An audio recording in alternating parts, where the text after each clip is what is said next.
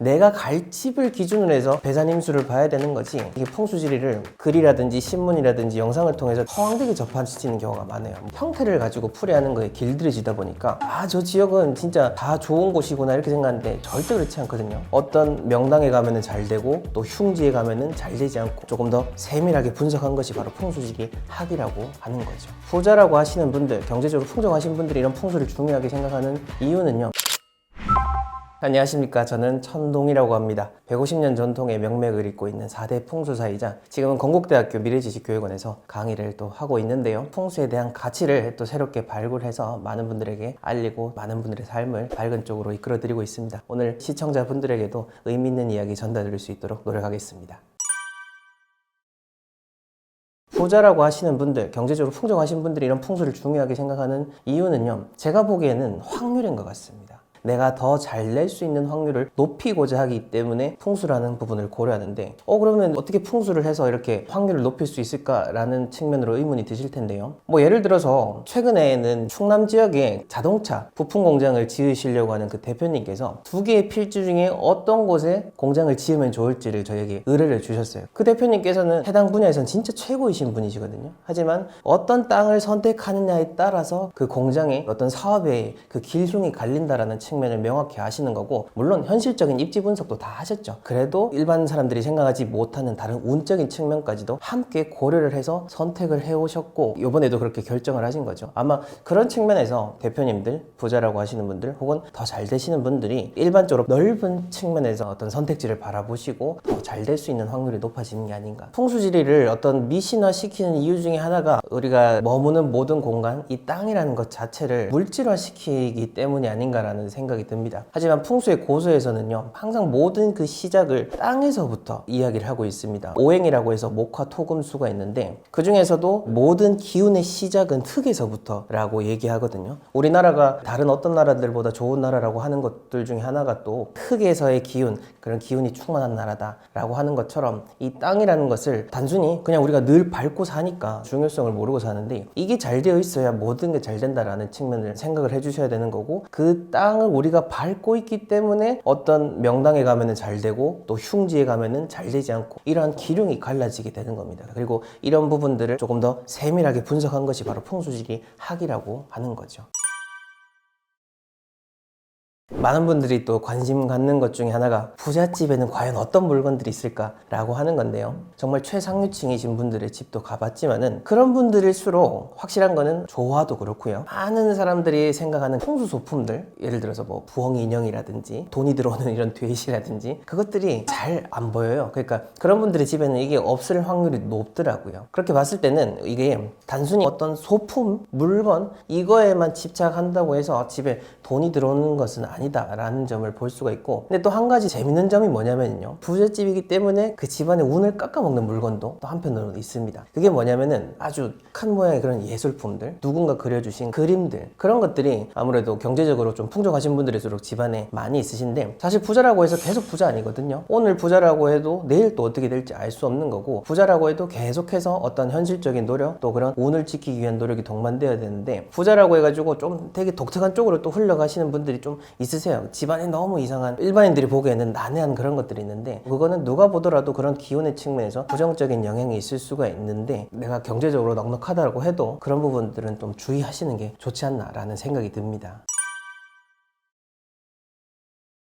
가장 대표적으로는 독성이 있는 식물이죠. 풍수식물이라고 해가지고 행잉, 이게 떨어지는 거니까 좋아 보이지 않는다, 덩굴식물들 꼬이기 때문에 좋지 않다라고 이렇게 모양을 가지고도 얘기를 하긴 합니다. 근데 모양은 원체 또 개개인의 선호에 따라 다르고, 요즘은 많이 키우다 보니까 그걸 일괄적으로 나쁘다라고 하기는 그렇고, 좋고 나쁨을 논하기 이전에 우선 식물이라고 하는 것은 집안에 두는 것이 좋은 의미입니다. 생기를 돋아주기 때문인 거죠. 조금 더 풍수에 대한 부분을 간단히 말씀을 드리자면은, 나무라고 하는 요소는요, 토라고 하는 요소를 해하는 것 중에 하나입니다. 그래서 옛날에는 마당에 있는 집을 기준으로 봤을 때 그 집 안에 큰 나무가 있다라든지 바로 담벼락 밖에 큰 나무가 있으면요, 나무 뿌리가 땅을 이렇게 헤쳐가지고 나무 뿌리가 들어가잖아요. 그래서 어떤 땅의 요소를 파괴시키고 그 밑에서 올라오는 그 기운을 받고 그 집에 사는 사람들이 살아야 되는데, 그 기운을 빨아먹는 그런 측면이 있기 때문에 나무 자체가 어떤 주거지의 측면에서는 좋지 않은 부분인데, 근데 화분은 또 조금 성격이 다르다라고 보시면 되겠습니다. 있습니다. 현대의 어떤 아파트 공간이라든지 우리가 공동주택의 형태를 많이 하고 있잖아요. 이런 형태에서는 식물을 하나의 생기를 돋워주는 반려식물로서 생각을 해주시면 좋을 것 같고, 모양에 대한 부분도 고려를 하셔야겠지만은 현실적으로 진짜 독성이 있는 거라든지 또 내가 보기에 약간 좀 좋지 않다라고 느껴지는 거라면은 그거는 좀 과감하게 정리하시는 것이 좋고, 또 한 가지 말씀을 드리고 싶은 거는 옛날에 양화소록이라고 하는 그 식물과 관련된 조선시대 쓰여진 책이 있는데, 거기 보게 되면은요, 집안에 식물을 들여놓고 함부로 키울 것 같으면은 아예 키우지 말라, 그런 대목이 나옵니다. 저도 컨설팅 나가가지고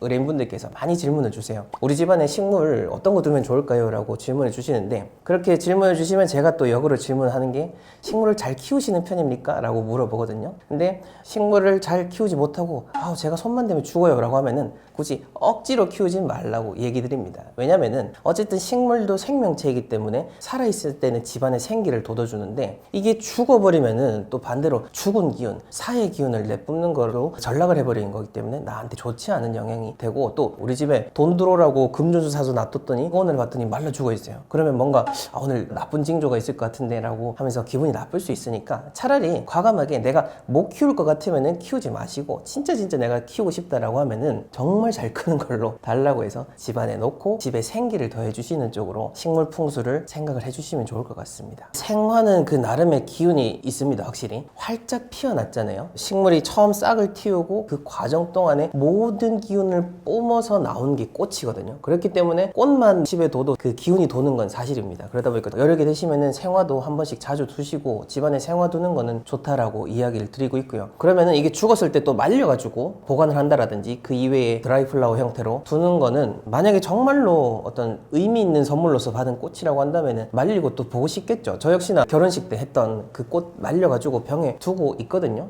이게 이제 보시는 분들한테 그 집안에 내가 계속 봐도 기분 좋은 추억을 떠올리게 한다면은 의미가 있는데, 반대로 계속 먼지만 쌓이고 그냥 의미 없이 걸어두기만 한다면은 그때는 정리하셔야 될 때다 라고 해서 나름의 그 기간을 정해두고 죽은 식물들을 관리하시면 될 것 같습니다.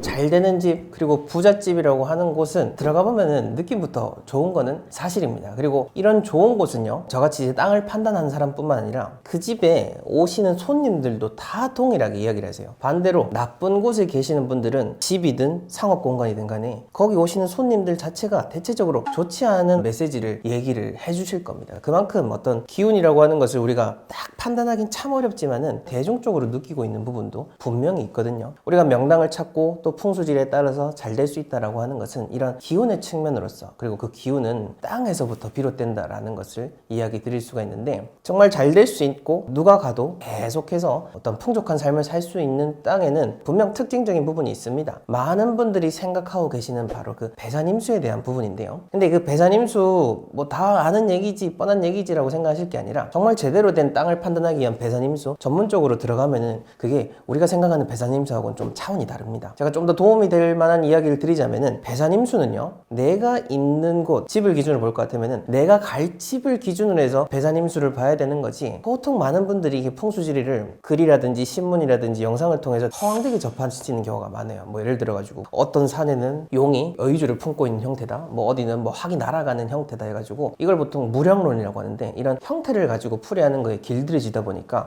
저 지역은 진짜 다 좋은 곳이구나 이렇게 생각하는데 절대 그렇지 않거든요. 땅이라고 하는 것은 진짜 한 발자국 차이로서 이런 기둥이 갈라지는 거기 때문에, 만약 내가 가고자 하는 곳의 풍수를 판단하고자 한다면은 내가 갈 곳에 서가지고 거기서 보여지는 주변 지형, 내 옆에 있는 건물들, 바로 앞에 있는 건물, 바로 뒤에 있는 건물, 이게 나를 어떻게 감싸고 있는지가 바로 그 현대적인 배산임수고, 이렇게 판단을 해야지 좋은 곳을 선택할 수 있는 거지, 저 멀리 있는 산을 보고 여기는 어떻고 저떻고 하는 거는 말이 안 맞잖아요. 그렇게 상식적으로 접근을 해주시면 좋을 것 같습니다. 지금까지도 명맥이 이어지고 있는 고택이라든지 이병철 회장님 생가 같은 경우에도 가보게 되면은 진짜 어떤 이 명당이 있구나 라는 것을 아마 체감을 하시게 될 거예요. 저도 많은 분들에게 땅을 찾는 방법에 대해서 강의도 하고 그렇게 하고 있지만은, 실질적으로 진짜 중요한 거는 그곳에 직접 가보라고 이야기를 드리는 거거든요. 그게 뭐냐면은 또 그 공간만의 특별한 그런 기운이라는 게 있고, 거기에 갔을 때 느껴지는 그 기분들을 내 몸에 익혀오고 내 몸에 젖으면은 저절로 나 역시나 그런 공간에 대한 구분이 생기게 되는 거죠. 마치 좋은 좋은 친구를 옆에 사귀는 거하고 똑같다고 보시면 됩니다. 좋은 땅하고 계속해서 익숙하게 지내게 되면은 저절로 내가 생각하는 부분도 달라지게 되고요. 내가 생활하는 부분에 있어서도 나도 무의식적으로 좋은 자리를 찾으려 가게 되고, 하다못해 카페에 들어간다고 해도 그 안에서도 또 좋은 자리, 나쁜 자리가 또 따로 있거든요. 거기서도 좋은 자리를 나도 무심코 선택할 수 있게 되는 거, 이게 참 우리가 몰랐지만은 아주 오묘한 그런 자연의 이치라고 보시면 되겠고, 많이들 여행을 가시잖아요. 올해는 그래서 그런 이름난 고택들, 부자들이 태어났다라고 하는 그런 생가들을 돌아보시면서 부자 투어를 해보셔도 좋을 것 같습니다. 많은 그런 풍수 확인들, 이런 땅에 관심이 있는 분들이 우리나라에 발굴되지 않은 명당이라고 해서 그런 숨은 땅이 있을 거다라고 하고 있고, 또 서울 같은 경우에는 오랫동안 도읍지로서 그렇게 이어져 오고 있고, 지금도 정말 부자들이 모이는 그런 곳이잖아요. 그러다 보니까 이제 이 공간에 대해서 관심을 가지시는데요. 사실 근데 그렇습니다. 이게 명확하게 말씀드리기가 어려워요. 왜냐면은 좋은 땅이 있다라고 해도 아까 말씀드린 것처럼 이게 한 라인이 달라져 버리면 또 그 땅 기운의 자체가 달라져 버리게 되고, 또 좋은 땅에 어떤 건물을 준다고 해도 그 건물 자체도 내부 구조라든지 형태라든지 그걸 또 잘 지어야 되기 때문에, 그래서 이렇게 질문을 주신 분들한테 항상 말씀드리는 거는 그냥 내가 갈 공간 그것만 잘 판단해서 들어가시는 게 좋다라고 이야기 드리는 편입니다. 앞에서 부자가 될 만한 그런 땅은 배산임수의 요소를 잘 갖춘 곳이라고 이야기 드렸는데, 이걸 뒤집으면은 이제 가서는 안 되는 곳이 되는 거죠. 가장 대표적으로 배산임수에서 먼저 성립이 돼야 되는 게 배산, 뒤에서 나를 받쳐주는 게 있어야 되는 거거든요. 근데 이게 반대로 돼버리면은 내 앞을 가로막는 형태가 되기 때문에 이제 이러한 공간들을 펴야 되는데, 조금 더 직접적으로 말씀을 드리자면은 내가 아파트에 살고 있는데 발코니를 기준으로 앞쪽에 큰 건물이 들어서 있다든지 탁 막고 있어가지고 그 시야를 가리게 되는 거죠. 많은 분들은 이걸 가지고 이제 또 숲세권이라고 착각을 하시고는 하지만은, 푸른 것이 보여서 좋은 거와는 또 별개로 이런 땅의 기운, 이런 모양새는 절대 우리가 무시할 수 없는 자연의 이치 중에 하나입니다. 내 앞을 그렇게 막고 있다라고 한다면은 그 집 자체도 되게 힘든 그런 기운을 느끼는 거죠. 그러니까 의자에 보통 많이 비유를 하거든요. 제가 지금 이렇게 등받이 앉아 있는 것처럼 등받이가 이렇게 있으니까 편한 거지, 등받이를 앞에 놓고 이렇게 앉아 있으면은 허리도 불편하고 오랫동안 못 앉아 있잖아요. 집도 마찬가지라는 거죠. 집을 살아있는 유기체로서 생각을 하고, 집에 앉아있는 공간이 편안할지 안 편할지를 생각을 하면은 생각보다 쉽게 선택을 하실 수가 있습니다. 그래서 내 앞을 막고 있는 것이 명확하게 있다라고 하면 피해야 되는 거고, 내 앞을 막고 있다 보니 저절로 경사도 앞쪽으로 점점 높아지게 되겠죠. 발코니를 기준으로 할 것 같으면은 앞쪽으로 높아지게 되고, 이 현관 쪽이면은 밑으로 푹 꺼지게 되겠죠. 이런 것은 당연히 그 기운 자체가 이게 밑으로 흘러 떨어지게 되는데, 반대로 제대로 앉아 있어도 어쨌든 밑에 경사 져서 떨어지는 거 아니냐라고 생각을 하실 거예요. 그런데 적당한 경사는 이게 마치 물이 아래에서 흐르는 그런 자연의 원리처럼 순환이 될 수 있는 부분인 겁니다. 물론 이렇게 뚝 떨어지게 되면은 낙차가 생기게 되면서 물이 쭉 떨어지면서 충돌을 일으키고 좋지 않게 되는데, 적당한 경사는 명당의 요소로서 판단을 할 수가 있는 거죠. 그리고 기운이라고 하는 것, 우리가 배산임수를 통해서 지키고자 하는 것은 내 공간에 머무는 그 기운을 지키기 위함입니다. 그렇다면은 이 기운이 잘 지켜지지 않는 요소는 주변에 아무것도 없는 거, 마치 넓은 벌판 위에 홀로 서 있는 아파트 같은 그런 형태를 생각하시면 되는데, 이거야말로 진짜 좋지 않은 흉한 형태 중에 하나인 겁니다. 왜냐면은 기운, 땅 기운이라고 하는 것은 바람에 의해서 흩어지는 겁니다. 이거는 풍수의 고서에서 옛날부터 말씀을 하시는 건데, 기운은 바람에 의해서 쉽게 흩어져요. 배산임수가 갖춰졌을 때는 외기, 밖에서 불어오는 그 바람을 막아주기 때문에 안에 내기가 잘 유지가 될 수 있는 곳, 명당이 되는 건데, 주변에 막아주는 게 없으니까 내 땅에서 올라오는 기운을 보존을 해줄 수 있는 그 방패막이가 없는 거죠. 그러니까 사방 팔방에서 불어오는 바람을 그대로 막게 되는 거고, 그 공간에 사는 사람들은 우환이 잦을 수밖에 없는 것이, 자연의 이치를 통해서도 쉽게 그 공간에 사는 사람들이 기흉을 판단할 수가 있는 겁니다. 가급적이면 이런 곳을 선택하지 않으시는 게 좋고, 도심에 있더라도 제가 아까 말씀드린 그런 나홀로의 형태에 된 특출난 곳들이 분명히 있고, 또 좀 경제적으로 여유가 있으신 분들은 넓은 땅에 그렇게 전원주택을 지으시는데 그렇게 들어가가지고 말년이 좋지 않으신 분들이 정말로 많습니다. 그 점을 꼭 유의를 하셨으면 좋겠습니다.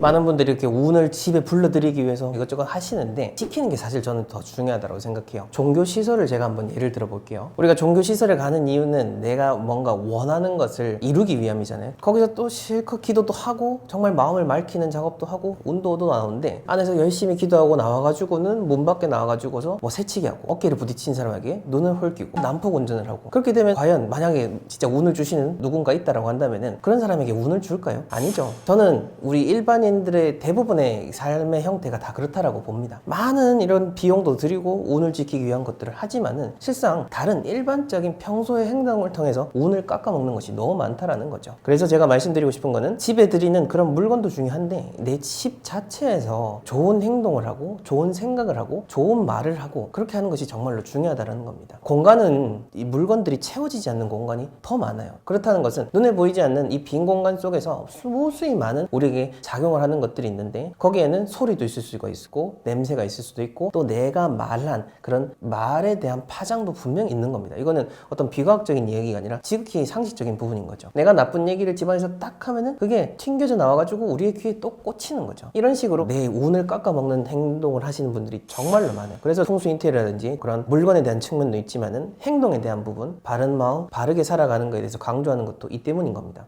뭐 그러면 착하게 살면 다 되겠네 이렇게 생각하시지만은 그게 아니죠. 운을 불러 모으기 위한 행동도 해야 되는 거고요. 착하게 사는 것도요. 그냥 막연하게 착하게 살면 다 되는 거 절대 아니거든요. 착하게 사는 것도 연습이 돼야 되는 거고 어떻게 착하게 살아야 되는지에 대한 부분들을 알아야 되는 거죠. 좀 더 구체적으로 풍수질이 풍수 인테리어로 들어왔을 때는 어떤 보이는 것뿐만 아니라 시각, 청각에 대한 것도 같이 고려를 해서 집을 관리하셔야지 진짜 내가 열심히 돈을 벌고 열심히 운을 모으기 했던 것을 그대로 잘 지켜가지고 더 행복하게 잘 될 수 있을 거라는 것을 이야기 드리고 싶습니다. 많은 분들이 경제적으로 또 힘들게 지내고 계실 텐데요. 참 많은 분들을 보다 보니까 그런 생각이 들더라고요. 작은 부를 이루는 것들은 조금의 노력을 통해서도 이룰 수가 있겠더라고요. 그런데 그 부를 오래도록 유지하는 것은 정말로 다른 운적인 요소들까지도 우리가 고려를 해야 된다라는 것을 저는 정말 많은 분들을 보면서 체감을 하고 있습니다. 우리가 생각하지 못했던 부분들, 우리가 그동안 몰랐던 그런 자연의 법칙을 통해서 내 삶의 운을 끌어들였을 때 내가 가지고 있던 모든 것들을 더 오래도록 풍족하게 지켜나갈 수 있다는 것을 생각해 주시면서 오늘 하루도 운을 쌓는 그런 시간과 공간 만들어 가시길 바라겠습니다.